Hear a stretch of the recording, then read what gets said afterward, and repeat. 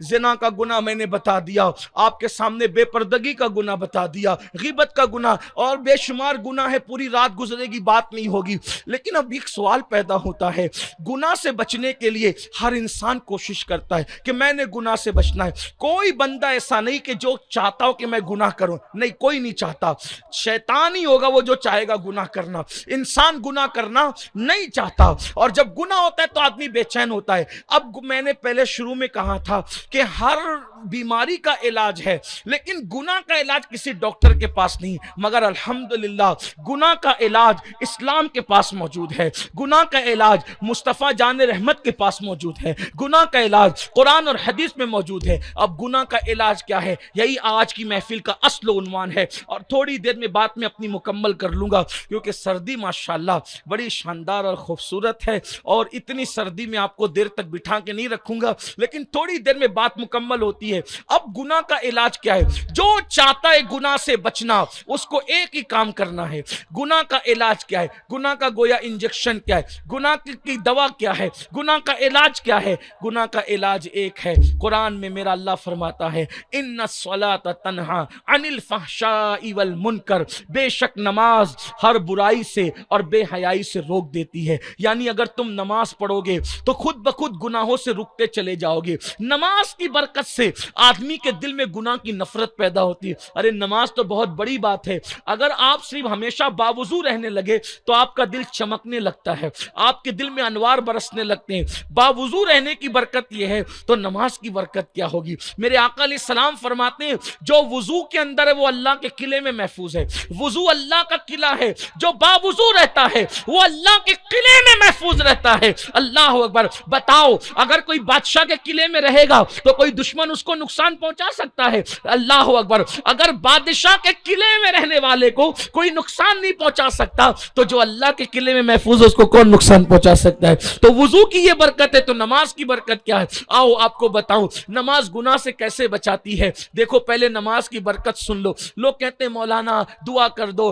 तावीज दे दो, ये वजीफा बता दो। इससे बड़ा कोई वजीफा, नमाज से बड़ा वजीफा कोई नहीं, नमाज से बड़ी बरकत वाली कोई इबादत नहीं, नमाज से अफजल कोई इबादत नहीं। नमाज अफजलुल इबादत, नमाज अशरफुल इबादत, नमाज अल्लाह अकबर। कैसी इबादत है, मेराजुल मोमिनीन है। नमाज पढ़ने से चेहरा मुनव्वर होता है, नमाज पढ़ने से रोजी में बरकत होती है, नमाज पढ़ने से गुनाह से नफरत होती है, नमाज पढ़ने से जिस्मानी बीमारियां खत्म होती है, नमाज पढ़ने से औलाद फरमा बरदार होती है, नमाज पढ़ने से अल्लाह अकबर घर में रौनक आती है, नमाज पढ़ने से अल्लाह अकबर इंसान के लिए लोगों के दिलों में मोहब्बत पैदा होती है, लोगों के दिलों में प्यार पैदा होता है। नमाज पढ़ने से दुश्मन भी दोस्त बनते हैं, नमाज पढ़ने से बुरी नजर का असर लोगों पे नहीं होता। नमाज की बरकत यह है कि अल्लाह अकबर, जब नमाज पढ़ने वाला नमाज पढ़ता है तो जब उसको मौत आएगी तो इतनी आसानी से मौत आएगी। नमाजी को मौत इतनी आसानी से आती है जैसे दूध पीता बच्चा माँ का दूध पीते पीते सो जाता है और उसके मुंह से माँ का सीना निकल जाता है, उसको खबर भी नहीं होती। तो जैसे बच्चे के मुंह से माँ का पिस्तान निकले और माँ बच्चे को खबर नहीं हो नींद में, ऐसे ही नमाजी की रूह निकलती है, उसको खबर भी नहीं होती। एक मकाम पे फरमाया, जैसे आटे से बाल आसानी से निकल जाता है वैसे नमाजी की रूह आसानी से निकल जाती है, बहुत आसानी से उसको मौत आती है। और जो नमाजी होता है उसकी कब्र का हाल ये होता है कि उसकी कब्र जन्नत के बागों में से बाग बना दी जाती है। नमाजी को जब कब्र में रखा जाता है, अल्लाह अकबर, सुनना, गौर से सुनना, ये नमाज की बरकत है। जब नमाजी को उसकी कब्र में रखा जाता है तो उसको वो कभी भी दफन हो, चाहे सुबह दफन हो, दोपहर दफन हो, शाम दफन हो, रात दफन हो, जब भी आदमी दफन होता है तो ऐसा लगता है जैसे सूरज गुरूब हो रहा है। असर का जो आखिरी टाइम होता है कैसा लगता है? कब्र में जब आदमी जाता है तो उसको ऐसे ही लगता है, ऐसे ही लगता है नमाजी को, तो यानी सूरज गुरूब हो रहा है। तो वो क्या करता है, वो फरिश्ते आते हैं, मुनकर नकीर, दो फरिश्ते हैं, वो जो सवाल करते हैं मुनकर नकीर। तो वो जैसे ही उठता है, वो नमाज की आदत होती है, तो वो कहता है अरे मेरी नमाज जा रही है, असर का टाइम जा रहा है, पहले बाद में बात करेंगे, पहले नमाज पढ़ने दो। तो जानी के कब्र में जब वो ये मंजर देखता है सूरज गुरूब होने का और नमाज का सच्चा पाबंद होता है, रियाकार नहीं होता, तो उसको ऐसा लगता है मैंने तो अभी नमाज नहीं पढ़ी, मैं उस हंगामे से निकल के आया। तो कहते हैं अरे बाद में बात करेंगे, पहले नमाज पढ़ने दो। जैसे ही नमाज के लिए खड़ा होना चाहता है, दोनों कहते हैं हमारा काम क्या, इसने तो हमारे सारे सवालों का जवाब एक जुमले में दे दिया। और फिर वो देखता है कि उस वक्त जब उसके भाई, उसके बच्चे, उसकी बीवी, उसके सब लोग उसका साथ छोड़ देते मरने के बाद, भाई कब्र में तो इंसान को अकेला ही रखा जाता है ना, तो क्या देखता है, एक दुल्हन उसकी कब्र में आती। ये कोई कहानी किस्सा नहीं है, रसूलुल्लाह का फरमान है। आका अलैहिस्सलाम फरमाते हैं दुल्हन उसकी कब्र में आती, वो दुल्हन से कहता है अरे तू कौन है, यहां क्या कर रही है? तो वो कहती मैं तेरी नमाज हूं, दुल्हन की शक्ल में आज तेरा दिल बहलाने आई हूं। जब मेरा टाइम आता था तो तू सबको छोड़ करके इबादत के लिए आ जाता था, आज तुझे सब ने छोड़ दिया तो मैं तेरा दिल बहलाने के लिए आई हूं, अब कयामत तक यही तेरे साथ रहूंगी। मेरे आका फरमाते हैं नमाजी के लिए नमाज पुलसरात पर नूर होती है, नूर, और जो नमाज न पढ़े फिर तो उसके लिए बड़ी नुकसान है, बड़ी तकलीफ। आका फरमाते सल्लल्लाहु अलैहि वसल्लम जो नमाज नहीं पढ़ता उसके चेहरे से नूर हटा दिया जाता है, जो नमाज नहीं पढ़ता जब वो उसकी रोजे से बरकत उठा ली जाती है, जो नमाज नहीं पढ़ता उस पर बीमारियां मुसल्लत की जाती है, जो नमाज नहीं पढ़ता उसके लोगों के दिल में नफरत डाल दी जाती है, जो नमाज नहीं पढ़ता वो बलाओं में गिरफ्तार होता है, अल्लाह की उस पर लानत बरसती रहती है। मेरे आका अलैहिस्सलाम अपने सहाबा को कहते थे ऐ अबू हुरैरा बेनमाजी के साथ ना बैठा कर, क्योंकि बेनमाजियों पर आसमान से लानत बरसती रहती है, तो जो बेनमाजी के पास बैठता है उस पर भी वो लानत का असर पड़ सकता है। अल्लाह अकबर। यानी आप जानते हैं मुजरिम के साथ अगर चोर बैठा हो पुलिस पकड़ने आएगी तो क्या होगा, मुजरिम को ही पकड़ेगी, जो साथ में होगा उसको भी ले जाएगी। ऐसे ही होता है, यही होता है, यही हाल है कि जो नमाजी भी बेनमाजी के पास बैठेगा तो जो लानत बरसती है तो वो लानत का असर उस पर पड़ सकता है। बल्कि आसमानी किताबों में, जो पिछली आसमानी किताबों में एक बात काबे अहबार कहते हैं कि अल्लाह पाक ने बयान फरमाया कि जो नमाज नहीं पढ़ता मैं उस पर लानत करता हूँ, लानत, और उसके पड़ोस में जो रहता है उस पर भी लानत करता हूँ, अगर वो उसके उस फेल से राजी है तो उस पर भी लानत करता हूँ। और अल्लाह फरमाता है अगर मुझे अपनी रहमत का ख्याल ना होता तो मैं बेनमाजी की 7 पुश्तों पे लानत करता। ये बेनमाजीपन का अंजाम। और जब बेनमाजी मरता है तो सबसे बदतरीन मौत उसी को आती, बहुत तकलीफ की मौत आती है। हदीस पाक में आता है बेनमाजी जब मरता है तो उस पर इतनी प्यास डाल दी जाती है, इतनी प्यास डाल दी जाती है कि अगर 7 समुंदरों का पानी भी उसके मुंह में डाल दिया जाए तो भी उसकी प्यास नहीं बुझ सकती। देखो 7 समुंदर की प्यास होती है और उसके रिश्तेदार चमचा चमचा मुंह में गिरा रहे होते हैं। आप हमेशा तजुर्बा करके देख लेना, जब प्यास आपको शिद्दत की लगेगी और छोटा सा घूंट पियोगे तो प्यास बुझने की बजाय प्यास और बढ़ जाएगी। तो यही हाल होता है, 7 समुंदर की प्यास बेनमाजी को लगती है और एक एक कतरा, अब उससे ज्यादा तो डाल भी नहीं सकते वरना मुंह से निकल जाएगा, बह जाएगा, तो एक एक कतरा डालते ही नहीं, वो प्यास बुझाते नहीं और बढ़ाते चले जाते हैं। और बेनमाजी प्यासा और भूखा तड़प तड़प के मरता है। अगर बेनमाजी के हाथ पैर की ताकत ना खींच ली जाती तो वो जंगलों में ऐसे तड़पता फिरता जैसे पागल तड़पते हैं या कटा हुआ जानवर तड़पता है, इतनी सख्त तरीन उसको मौत आती है। अल्लाह अकबर। और जब उसको उसकी कब्र में रखा जाता है तो उसकी कब्र उसको चारों तरफ से दबाती है, बेनमाजी को। मेरे आका अलैहिस्सलाम ने अपने गोरे गोरे खूबसूरत नर्म नाजुक हाथों को एक दूसरे में मिला के सहाबा को यूं बताया, ऐ मेरे सहाबा, जैसे ये 2 उंगलियां आपस में मिल गई दोनों हाथों की, ऐसे बेनमाजी की पिसलियां एक दूसरे के अंदर घुस जाती है। लेकिन उस वक्त तो पछताने से कोई काम नहीं चलता। फिर मेरे आका फरमाते हैं 99 सांप अल्लाह उसकी कब्र में मुसल्लत करता है।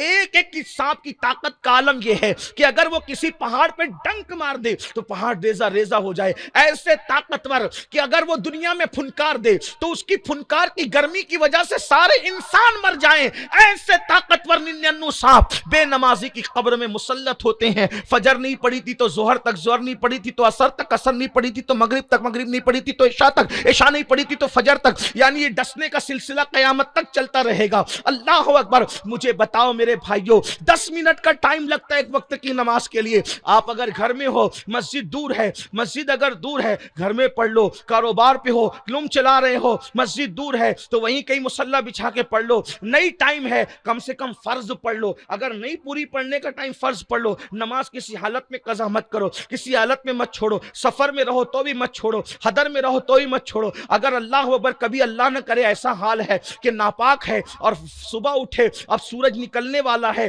फजर की नमाज का वक्त जा रहा है, गुस्ल करेंगे तो नमाज चली जाएगी, तो उस वक्त इस्लाम ये कहता है अभी गुस्ल मत करो, पहले तयम्मुम करो, तयम्मुम करके पहले नमाज पढ़ लो, बाद में गुस्ल करके फिर दोहरा लेना। यानी अब भी नमाज कज़ा करने की इजाजत नहीं है। आप अंदाजा फरमाए, नमाज किसी हालत में छोड़ने की इजाजत नहीं है। हर इबादत के लिए कुछ ना कुछ ढील दी गई है, हर इबादत के लिए कुछ ना कुछ ढील दी गई है, लेकिन नमाज के लिए किसी को ढील नहीं। जैसे रोजा, कोई बीमार हो, इस्लाम इजाजत देता है कि बीमार रोजा छोड़ सकता है। किसी औरत के शिकम में बच्चा आ गया, अगर वो औरत रोजा छोड़ना चाहे तो छोड़ सकती है। अगर कोई सफर में हो, रमजान शरीफ का रोजा सफर की हालत में छोड़ सकता है, बाद में रख लेना। देखो ढील है कि नहीं, ढील दी कि नहीं दी। लेकिन नमाज का हाल ये है कि आप सफर में हो तो भी पढ़ना पड़ेगा, घर में हो तो भी पढ़ना पड़ेगा, सेहतमंद हो तो ही पढ़ना पड़ेगा, बीमार हो तो ही पढ़ना पड़ेगा। या अल्लाह बीमार हूं, खड़ा नहीं रह सकता, तो कहा बैठ के पढ़। अल्लाह बैठ के भी नहीं पढ़ सकता, तो कहा लेट के पढ़, इशारे से पढ़ मगर पढ़। यानी कि नमाज किसी हालत में माफ नहीं है।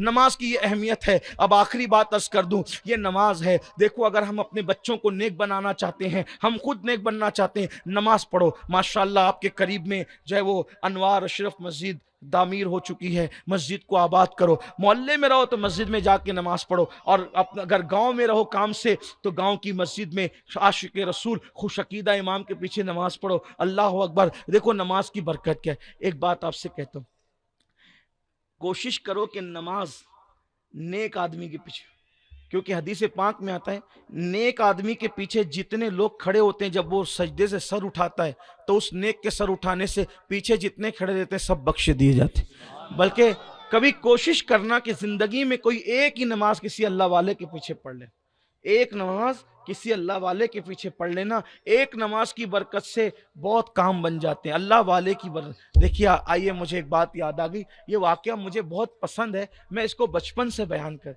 यानी कि तकरीबन मेरी उम्र जो है वो 11-12 साल की थी जब से मैं बयान करता हूँ अल्हम्दुलिल्लाह अल्लाह की करम से। और बहुत से आप में के जो लोग हैं वो मुझे जानते भी होंगे, बल्कि अक्सर लोग कल्लू कुट्टी की बस्ती के लोग हैं। तो मैं गुलशन रज़ा में उन दिनों इमामत कर चुका हूँ, वो मस्जिद में जब मैं एसएससी पढ़ता था, 10वीं पढ़ता था, जब मैं वहाँ का इमाम था, वहाँ बयान भी करता था। तो मुझे ये वाकया मेरे बचपन से याद है, बहुत पसंद है मुझे। मैं ये वाकया बयान करता हूँ तो मुझे भी बहुत अच्छा लगता है। ये वाकया बयान करके मैं अपनी बयान को मुकम्मल करूँगा।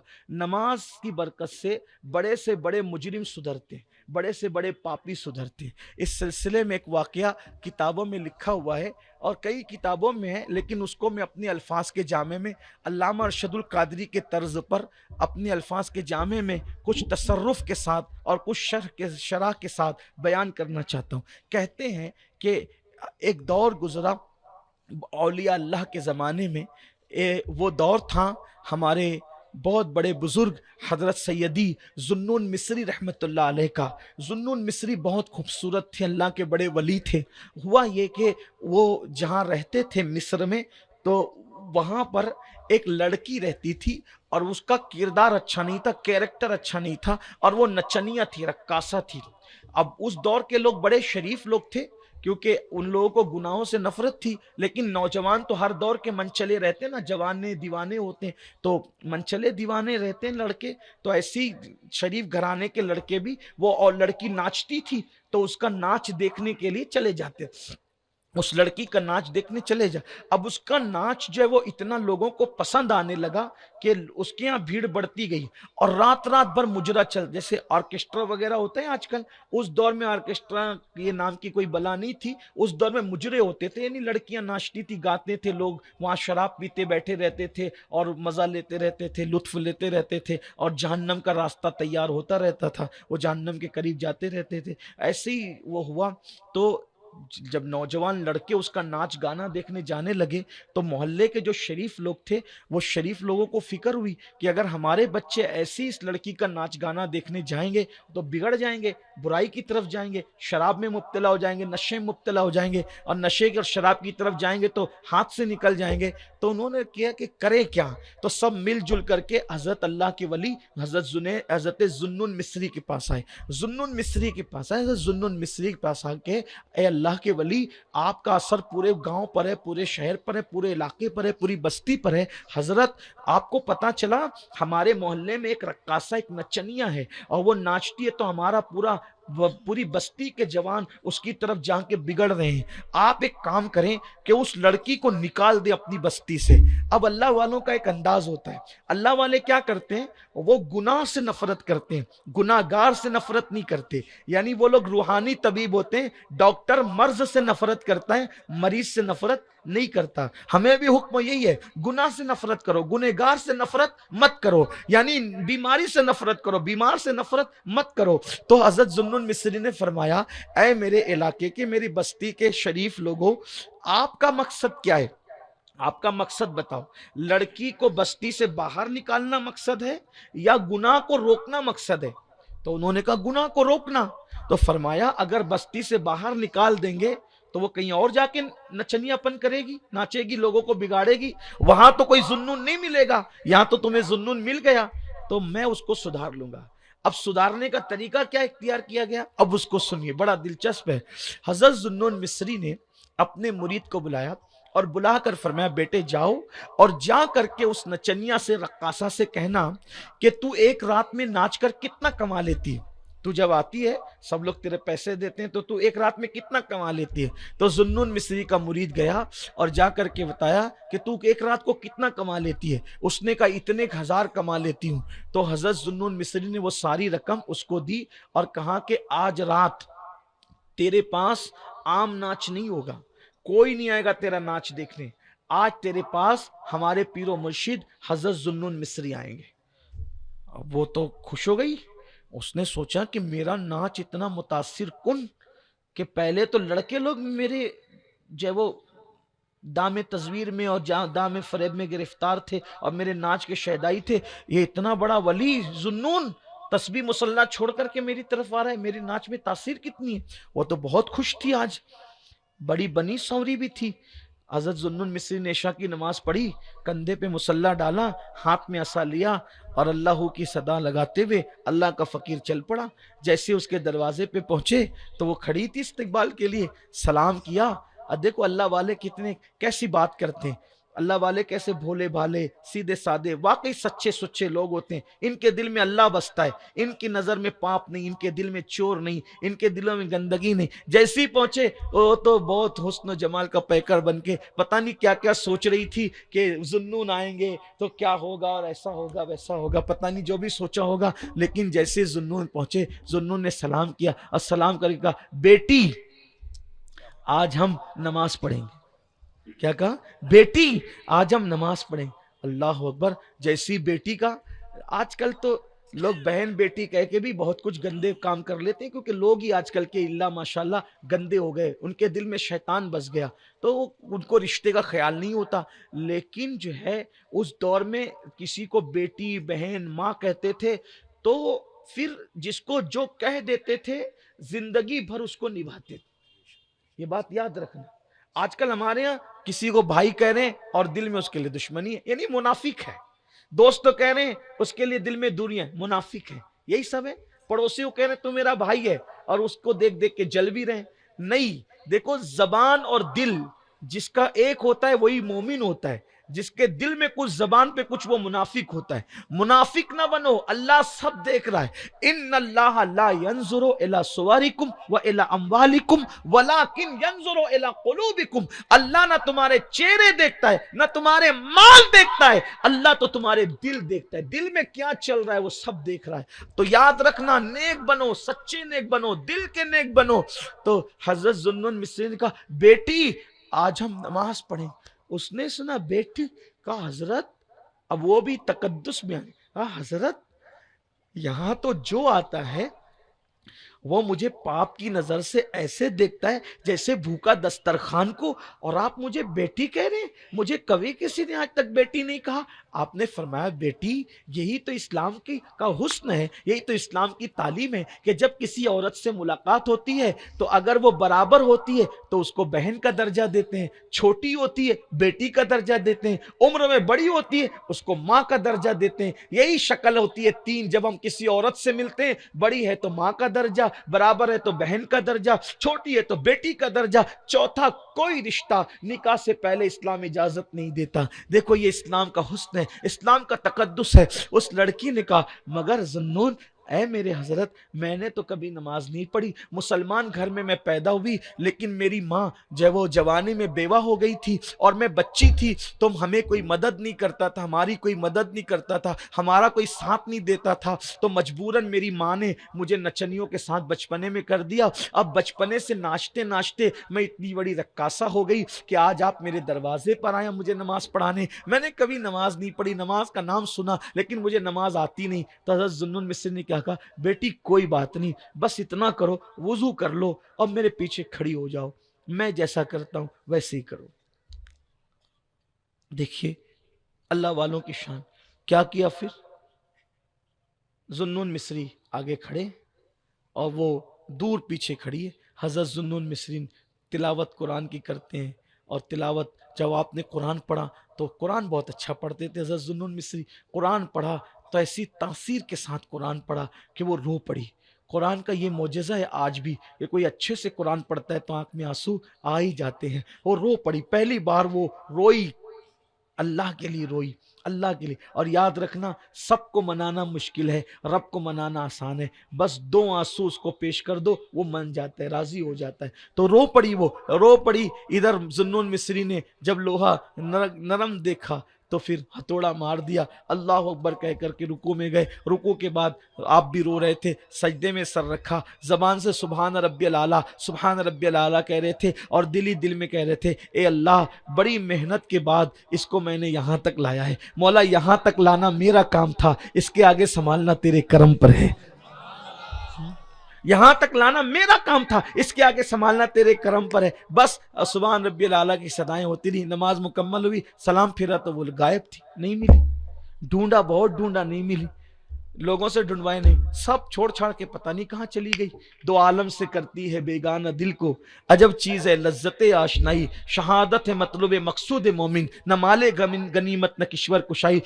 अब लोग उसको ढूंढते रहे, नहीं मिली। बहुत दिन हो गए, बहुत दिन बीत गए। अब वो किस्सा पारीना बन गई, यानी गुजरा हुआ किस्सा। लोग कहते हैं कभी एक रक्कासा थी, पता नहीं ज़ुन्नुन ने क्या किया, कहाँ क्या बोला, वो तो गायब ही हो गई, चली गई, खत्म हो गई, मिलती नहीं। अब बहुत दिन हो गए, उसका किस्सा भी धीरे धीरे लोग भूलने लगे। एक रात को हज़रत ज़ुन्नुन मिस्री इबादत करते करते अचानक ऊँघ आई। जैसे ऊँघ आई तो किसी ने उनको गैबी तौर पे कहा, ज़ुन्नुन, आज हमारे दोस्त का इंतकाल हो गया है, अगर तू हमें खुश करना चाहता है तो जा उसके जनाजे में शिरकत कर। पूछा कहाँ है तेरा दोस्त, आप फुला गार में। अब जब आंख खुली तो सुबह हो रही थी, अजान फजर की।